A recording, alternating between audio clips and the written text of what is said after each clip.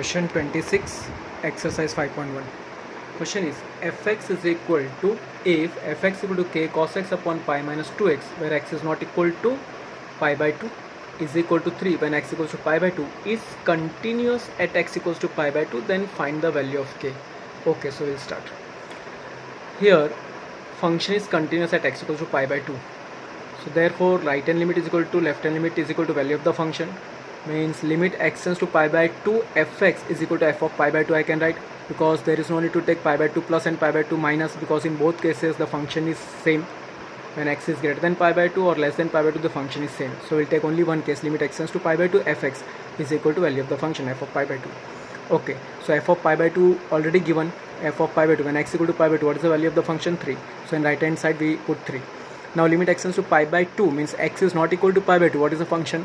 K cos x upon pi minus 2x. So k cos x upon pi minus 2x. Okay.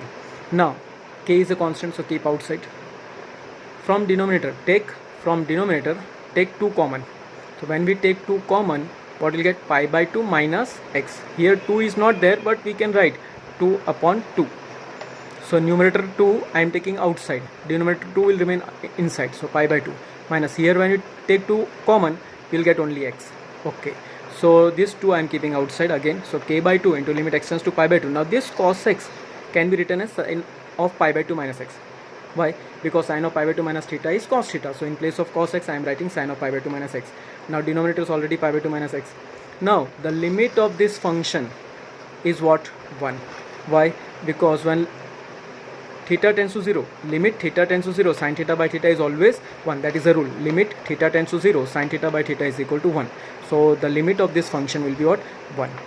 So k by 2 into 1 is equal to how much? 3. So this 2 will multiply, cross multiply. So 2 3s are 6. So value of k is equal to how much? 6.